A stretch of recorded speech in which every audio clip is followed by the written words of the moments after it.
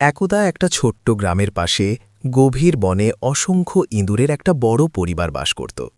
বনটা ছিল সবুজ শ্যামল, গাছে গাছে ফল ফলাদি, শিকড় পাতা আর ছোট ছোট বীজে ভর্তি।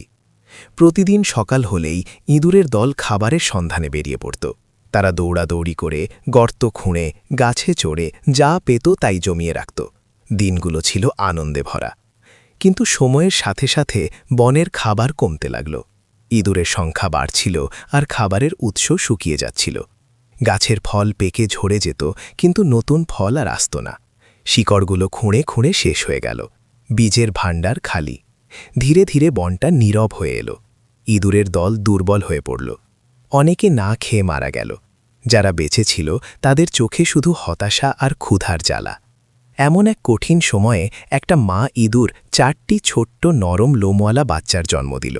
বাচ্চাগুলো ছিল অত্যন্ত সুন্দর, গোল গোল চোখ, খুদে কান আর কাঁপা কাঁপা পা। মা তাদের আদর করে চাটত, গর্তের মধ্যে লুকিয়ে রাখত, কিন্তু খাবার ছিল না। মা নিজে অনেক দিন না খেয়েছিল, তবু বাচ্চাদের বাঁচানোর জন্য চারদিকে ছুটে বেড়াত। গাছের নিচে, পাতার তলায়, দূরের ঝোপে কোথাও একটা বীজও পেল না। রাতের অন্ধকারে মা ফিরে এলো গর্তে। বাচ্চাগুলো ক্ষুধায় কাঁদছিল, দুর্বল হয়ে একে অপরের গায়ে মুখ ঘষছিল। মা তাদের দিকে তাকিয়ে রইল অনেকক্ষণ। তার চোখে জল চিকচিক করছিল। সে বুঝতে পারল এভাবে আর বেশি দিন চলবে না, বাচ্চারা মারা যাবে। তখন মা একটা কঠিন সিদ্ধান্ত নিল।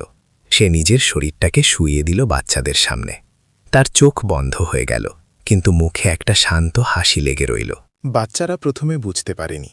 তারপর ক্ষুধার তাড়নায় তারা মায়ের কাছে এগিয়ে গেল। তারা মাকে খেতে শুরু করল। ধীরে ধীরে, দিনের পর দিন, মায়ের দেহ থেকে তারা শক্তি পেল, বড় হতে লাগল। তাদের লোম ঘন হল, পা মজবুত হল, চোখে আলো ফিরে এলো। অবশেষে একদিন মায়ের কোনো চিহ্নই আর রইল না, শুধু খালি গর্ত আর 4টি তরুণ ইঁদুর। তারা 4জন মিলে আবার খাবারের সন্ধানে বেরোল। বনের প্রতিটি কোণ ঘুরে দেখল, কিন্তু কিছুই পেল না।